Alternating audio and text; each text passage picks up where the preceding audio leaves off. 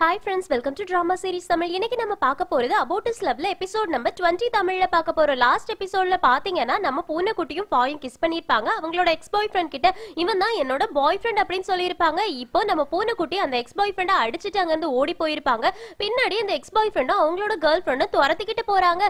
அப்போ நம்ம பூனைக்குட்டி வந்து பாயை கூட்டிட்டு ஒரு ரூம்குள்ள போய் ஒளிஞ்சுக்கிறாங்க. இந்த பக்கம் இந்த எக்ஸ் பாய் ஃப்ரெண்ட் இருக்கான்ல, அவன் அடியாட்களுக்கு போன் பண்ணி என்ன ஒரு ஆள் அடிச்சிட்டான்டா, வாங்க எல்லாரும் அவனை அடிக்கணும் அப்படின்னு சொல்லிட்டு போன் பண்ணி அடியாட்களுக்கு கூப்பிடுறாங்க.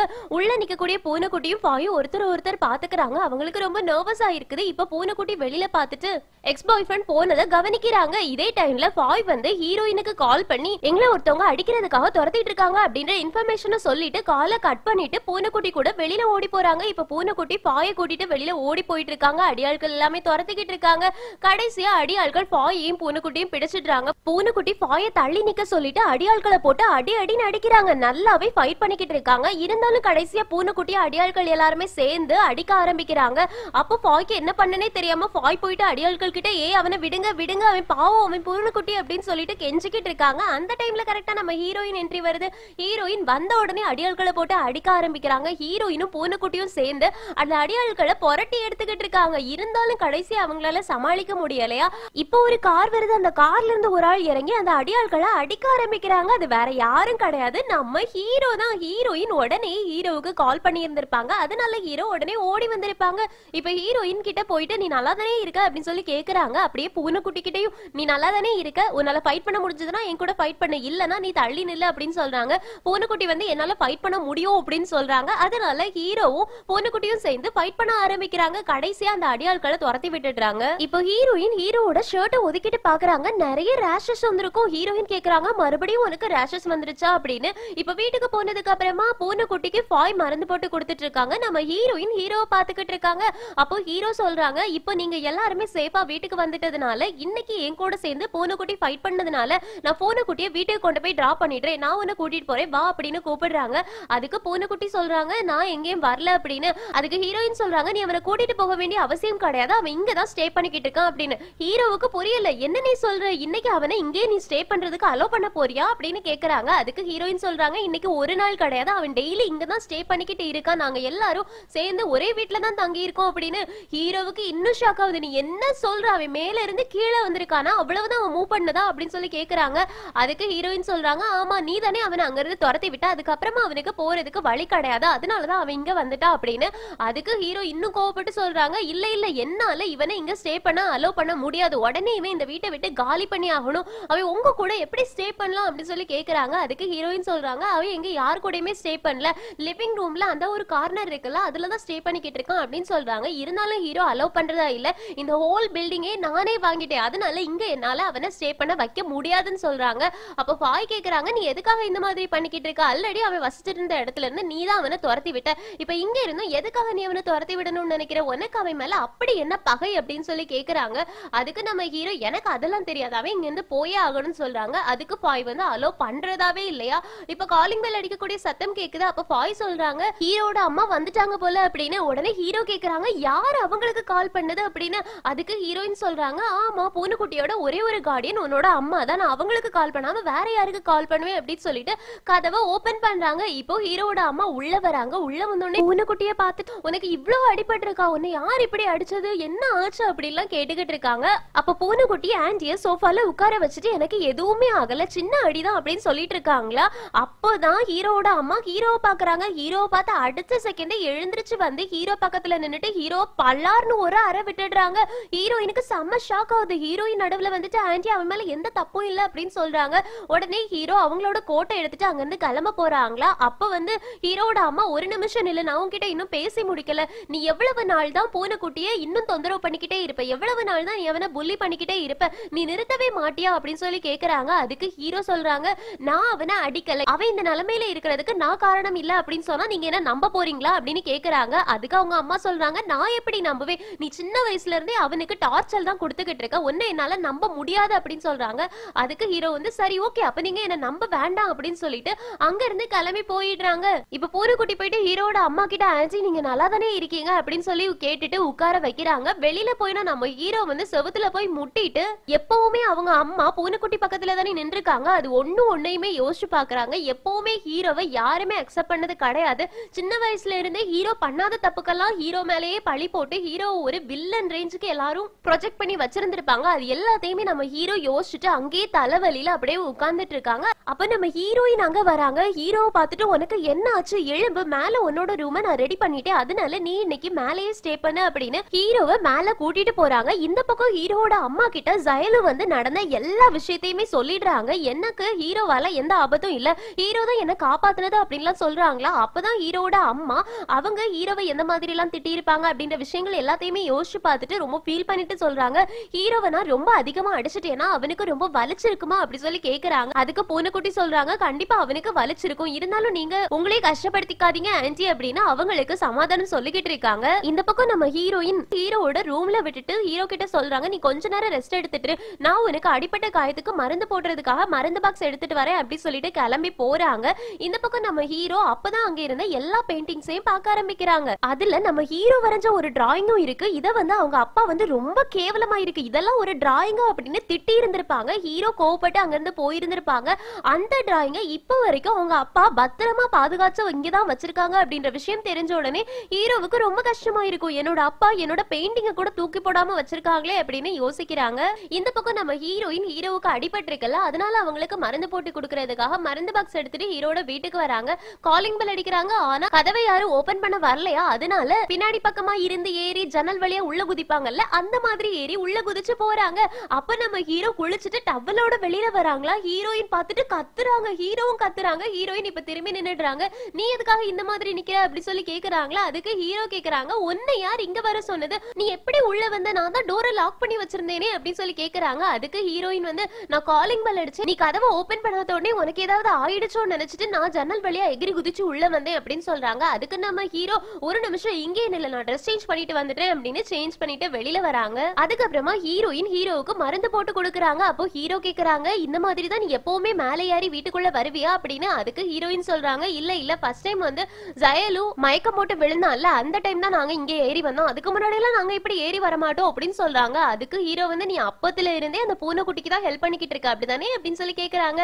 அதுக்கு ஹீரோயின் சொல்றாங்க, நீ எதுக்காக அவனை இந்த அளவு வெறுக்கிற அப்படின்ற விஷயம்லாம் எனக்கு தெரியாது, ஆனா அவன் ரொம்ப நல்ல பையன் சொல்றாங்க. அதுக்கு ஹீரோ கோவப்பட்டு சொல்றாங்க, எப்ப பார்த்தாலும் எல்லாருமே அவனுக்கே சப்போர்ட் பண்ணிட்டு இருங்க, என்னெல்லாம் ஒரு மனுஷனாவே உங்க கண்ணுக்கெல்லாம் தெரியாது என்ன அப்படின்னு சொல்லி கேக்குறாங்க. அதுக்கு ஹீரோயின் சொல்றாங்க, அப்படி கிடையாது, நீ அவனையும் கொஞ்சம் புரிஞ்சுக்கோ, அவன் நீ நினைக்கிற மாதிரி கெட்ட பையன் கிடையாது அப்படின்னு சொல்றாங்க. அதுக்கு ஹீரோ, போதும் போதும் அவனை பத்தி இனி பேச வேண்டாம் அப்படின்னு சொல்றாங்க. ஹீரோயின் இப்ப மருந்து போட்டு கொடுத்தாச்சுல, நான் இப்ப கிளம்புறேன் அப்படின்னு எழுந்திருக்கிறாங்களா. அப்போ ஹீரோ ஹீரோயினோட கையை பிடிச்சிட்டு, ப்ளீஸ் இன்னைக்கு ஒரு நாளும் நீ ஏன் கூட கொஞ்ச நேரம் இருப்பியா அப்படின்னு கேக்குறாங்க. அதனால நம்ம ஹீரோயினும் பாவம் பார்த்துட்டு கீழே உட்கார்ந்து மறுபடியும் நம்ம ஹீரோவுக்கு மருந்து போட்டு கொடுத்துட்டு இருக்காங்க. இப்ப ஃபாய் பூனைக்குட்டி கிட்ட வந்துட்டு, உனக்கு இன்னும் வலிக்குதா, நீ இப்ப எப்படி ஃபீல் பண்ற அப்படின்னு சொல்லி கேக்குறாங்க. அதுக்கு பூனைக்குட்டி சொல்றாங்க, இப்ப எனக்கு பரவாயில்ல, எந்த பிரச்சனையும் இல்ல அப்படின்னு சிரிச்சுக்கிட்டே சொல்றாங்களா. அப்போ ஃபாய் பூனைக்குட்டியோட பக்கத்துல வந்து உட்கார்ந்து சொல்றாங்க, நீ ஒரு பூனைக்குட்டி, நீ எப்படி சிறுத்தை மாதிரி பாஞ்ச அப்படின்றத என்னால நம்பவே முடியல, அங்க இருக்கக்கூடிய எல்லா ஆட்களையுமே துவம்சம் பண்ணி எடுத்துட்டியே அப்படின்னு சொல்றாங்களா. அதுக்கு பூனைக்குட்டி சொல்றாங்க, பூனையை வந்து ஒரு இடத்துல ஒதுக்கி வச்சாங்க அப்படின்னா அதுக்கு பயம் வரும்போது மனுஷங்களை கூட காயப்படுத்தும், அது உனக்கு தெரியும் தானே அப்படின்னு. உடனே ஃபாய் சிரிச்சுக்கிட்டே பூனைக்குட்டியை தட்டிட்டு சொல்றாங்க, பாரு பாரு உனக்கு காமெடி கூட பண்ண தெரிஞ்சிருக்கு அப்படின்லாம் சொல்லிட்டு இருக்காங்களா. அதுக்கப்புறமா ரெண்டு பேருக்குமே இப்படி கொஞ்சம் நர்வஸ் ஆயிடுது. அதனால ஃபாய் பூனைக்குட்டி கிட்ட கேக்குறாங்க, நீ ஹீரோயின் கிட்ட ஒரு விஷயம் சொல்லணும்னு ஆசைப்பட்டல, அது சொல்லிட்டியா அப்படின்னு. அதுக்கு பூனைக்குட்டி சொல்றாங்க, நான் சொல்லிட்டேன் அப்படின்னு. உடனே ஃபாய்க்கு ஷாக் ஆகுது, நீ சொன்னதும் அவ என்ன சொன்னா அப்படின்னு சொல்லி கேக்குறாங்க. அதுக்கு பூனைக்குட்டி சொல்றாங்க, அவ ரொம்பவே சந்தோஷப்பட்டா, அவ அதுக்காக தான் வெயிட் பண்ணிட்டு இருந்தேன்னு சொன்னா, அவளுக்கு ரொம்ப ஹாப்பி அப்படின்னு சொல்றாங்க. உடனே ஃபாய்க்கு ஒரு மாதிரி ஆயிடுது. சரி ஓகே நான் கிளம்புறேன் அப்படின்னு அங்க இருந்து கிளம்பி போயிடுறாங்க. பூனைக்குட்டிக்கு இவ எதுக்காக சோகமா போறா அப்படின்னு புரியல. ஆக்சுவலி ஃபாய் வந்து பூனைக்குட்டி ஹீரோயின் கிட்ட ப்ரொபோஸ் பண்ணிட்டாங்கன்னு, ஹீரோயின் அதை அக்செப்ட் பண்ணிட்டாங்க அப்படின்னு தப்பா நினைச்சுக்கிட்டு இருக்காங்க. அதே டைம்ல மேல நம்ம ஹீரோயினோட மடியிலே படுத்து தூங்கிட்டாங்க. நம்ம ஹீரோயினுக்கு எழுப்பணும் போல இருக்கு, ஆனா எழுப்ப முடியாது, ஏன்னா ஹீரோ ரொம்ப டயர்டாயி தூங்கிட்டு இருக்காங்கல்ல, அதனால எழுப்பாம அப்படியே ஹீரோட மேலேயே படுத்து தூங்கிடுறாங்க. அடுத்த நாள் காலையில விடியுது. நம்ம ஹீரோயினுக்கு ஒரு கால் வருது, துடிச்சு போய் எழும்புறாங்க. இப்போ ஹீரோ மேலதான் படுத்துட்டு இருந்திருக்காங்க. இப்ப காலை அட்டன் பண்றாங்க, ஹீரோவும் முழிச்சிடுறாங்க. ஹீரோயினுக்கு அந்த கிளாஸ்மேட் தான் கால் பண்ணிருப்பாங்க, உன்ன டைரக்டர் கூப்பிட்டு விட்டுருக்காங்க, அதனால உடனே வந்து ப்ரொஃபஸரை பாரு அப்படின்னு சொல்றாங்க. ஹீரோயினும் சரி ஓகே அப்படின்னு கிளம்ப போறாங்களா. அப்ப ஹீரோ கேக்குறாங்க, உன்னை எதுக்காக ப்ரொஃபஸர் கூப்பிட்டுருக்காங்க அப்படின்னு. ஹீரோயின் சொல்றாங்க, எனக்கு தெரியல, போனாதான் தெரியும் அப்படின்னு சொல்லிட்டு கிளம்ப போறாங்களா. அப்ப ஹீரோ கேக்குறாங்க, நான் ரொம்ப நாள் கழிச்சு உன்னோட மடியில படுத்து நிம்மதியா தூங்குறேன் அப்படின்னு சொல்றாங்க. ஹீரோயின் உடனே போது போது நிறுத்து, நான் கிளம்புறேன் அப்படின்னு சொல்லிட்டு கிளம்பி போயிடுறாங்க.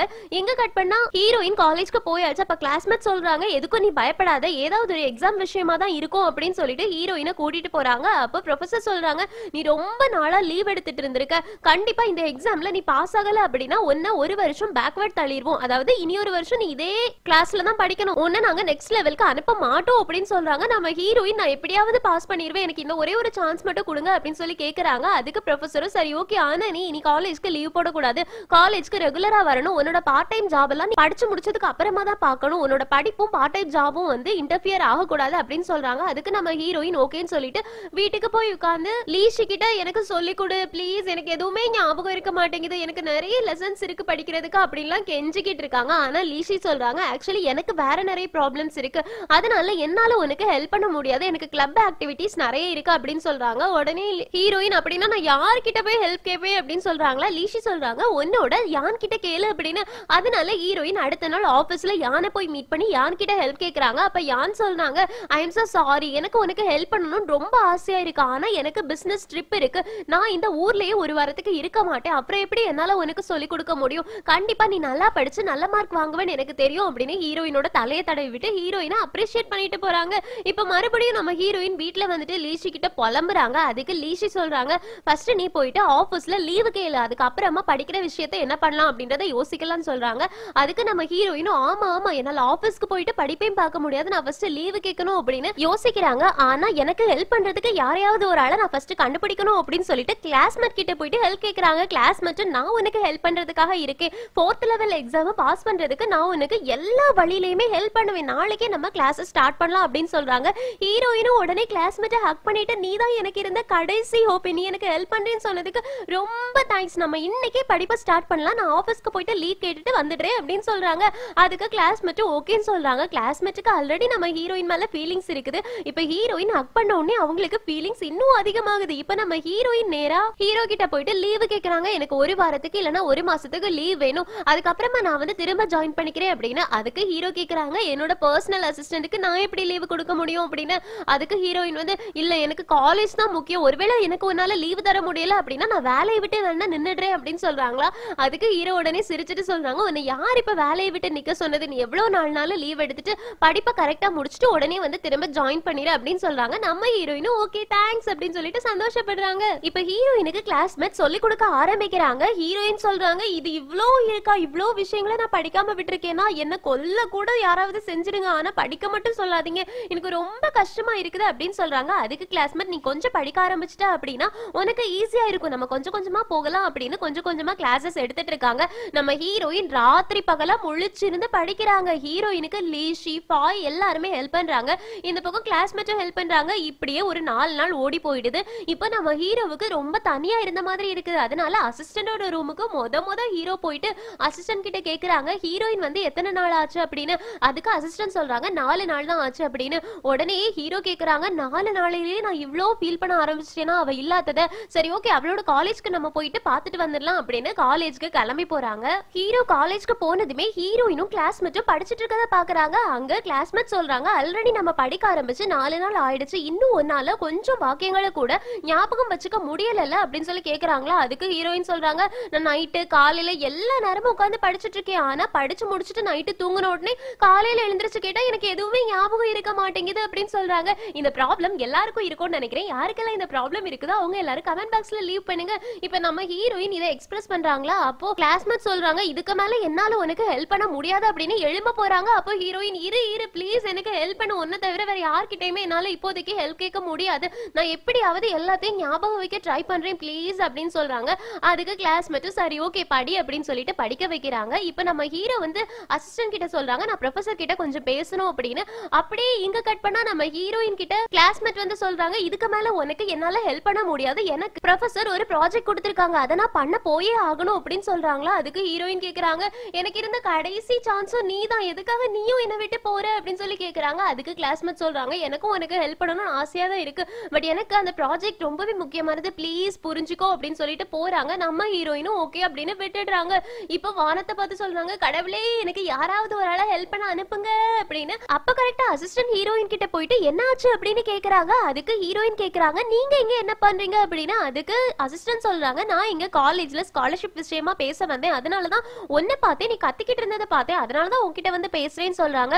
அதுக்கு ஹீரோயின் சொல்றாங்க, எனக்கு இப்ப ரொம்பவே டிஃபிகல்ட்டான ஒரு சிச்சுவேஷன்ல இருக்கேன். நான் 4th லெவல் எக்ஸாம பாஸ் பண்ணி ஆகணும். அப்படி இல்ல அப்படின்னா என்ன ஒரு வருஷம் இதே லெவல்லயே விட்டுருவாங்க. எனக்கு ரொம்ப பயமா இருக்கு அப்படின்னு. அதுக்கு அசிஸ்டன்ட் கேக்குறாங்க, உங்களுக்கு ரிவிஷன்ல ஹெல்ப் பண்றதுக்கு யாராவது ஆள் தேவைப்படுறாங்களா? நீ வேணா ஹீரோ கிட்ட கேட்டு பாரு அப்படின்னு.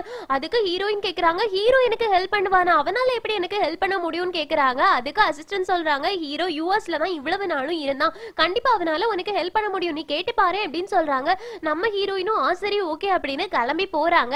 ஆக்சுவலி இது எல்லாமே ஹீரோட பிளான் தான். ஹீரோ தான் ப்ரொஃபசர் கிட்ட பேசி கிளாஸ்மேட்டுக்கு வேற ஒரு ஜாப கொடுக்க வச்சுட்டு ஹீரோயினுக்கு யாரையுமே ஹெல்ப் பண்ண விடாம பண்ணிட்டு தாங்கிட்ட ஹெல்ப் கேட்டு வர்றதுக்காக இந்த பிளானே பண்ணி இருந்திருப்பாங்க. இப்போ ஹீரோயின் ஆபீஸ்க்கு போயிட்டு ஹீரோ கிட்ட கேட்கலாமா அப்படின்னு உள்ள போறாங்க. அதுக்கப்புறமா இல்ல வேண்டாம் அப்படின்னு வெளியில வந்துடுறாங்க. இருந்தாலும் வேற யார்கிட்ட ஹெல்ப் கேட்க முடியாது. அதனால மறுபடியும் ஹீரோக்கு பக்கத்துல போக போறாங்க. அதுக்கப்புறமா எப்படியோ மனசை மாத்திக்கிட்டு சரி ஓகே கேட்டுடலாம் அப்படின்னு முடிவு பண்ணி சேர்மேன் உள்ள வரலாமா அப்படின்னு கேக்குறாங்க. நம்ம ஹீரோ உள்ள வர சொல்றாங்க. ஹீரோ கேக்குறாங்க, எதுவுமே தெரியாத மாதிரி, நீ தான் ஒரு மாசத்துக்கு லீவு கேட்டிருந்தே, இப்போ என்ன திடீர்னு வந்து நிக்கிற அப்படின்னு சொல்லி கேக்குறாங்களா. அப்போ ஹீரோயின் கேக்குறாங்க, என்னோட 4th லெவல் எக்ஸாமுக்கு உன்னால ஹெல்ப் பண்ண முடியுமா அப்படின்னு. ஹீரோ உடனே ஓகே சொல்லிடுறாங்களா. ஹீரோயின் கேக்குறாங்க, நிஜமாவே நீ ஓகே சொல்லிட்டியா, எனக்கு நீ ஹெல்ப் பண்ண போறியா அப்படின்னு. அதுக்கு ஹீரோ கேக்குறாங்க, ஏன் நான் முடியாதுன்னு சொல்லுவேன் நீ நினைச்சியா, முடியாதுன்னு சொல்லணுமா அப்படின்னு. அதுக்கு ஹீரோயின், இல்ல இல்ல இல்ல இல்ல நீ எனக்கு ஹெல்ப் பண்ணணும், ஹெல்ப் பண்ணியே ஆகணும், வேற யாராலையுமே எனக்கு ஹெல்ப் பண்ண முடியாது, நீ என்ன சொல்றியோ நான் அதுபடியே நடக்கிறேன் அப்படின்னு சொல்றாங்க. அதுக்கு நம்ம ஹீரோ சிரிச்சுக்கிட்டே, அப்படின்னா ஃபர்ஸ்ட் இன்னையில இருந்து நீ 24 மணி நேரமும் நான் சொல்றத மட்டும் தான் கேட்டு நடக்கணும் அப்படின்னு சொல்றாங்க. அதுக்கு நம்ம ஹீரோயினும் சரி ஓகே நான் பாஸ் ஆனா மட்டும் போதும் அப்படின்னு சொல்றாங்க. நாளையில இருந்து நம்ம கிளாஸ் ஸ்டார்ட் பண்ணலாம்னு சொல்றாங்களா. அதுக்கு நம்ம ஹீரோ அதெல்லாம் முடியாது, இன்னைக்கு நைட்ல இருந்தே ஸ்டார்ட் பண்ணணும்னு சொல்றாங்க. நம்ம ஹீரோயின் நைட்ல இருந்தே வா, சரி ஓகே நான் உன்னோட வீட்டுக்கு வந்துடுறேன் அப்படின்னு சொல்றாங்க. அதுக்கு நம்ம ஹீரோ வீட்டுக்கு வரது மட்டும் கிடையாது, எல்லா क्वेश्चन பேப்பர்ஸ்க்கும் ஆன்சர் ப்ரிப்பேர் பண்ணிட்டு வா அப்படின்னு சொல்றாங்க. நம்ம ஹீரோயினும் ஓகே சொல்லிட்டு போறாங்க. இப்போ ஹீரோ அப்படியே சிரிக்கிறாங்க. இங்க கட் பண்ணா நைட்டு ஹீரோயின் மேல இருக்கக்கூடிய ஹீரோட வீட்டுக்கு போறாங்க. ஹீரோயினோட வீட்டு மாடியில ஹீரோ ரூம் எடுத்திருப்பாங்கல்ல, அங்கதான் இப்ப தங்கிக்கிட்டு இருக்காங்க.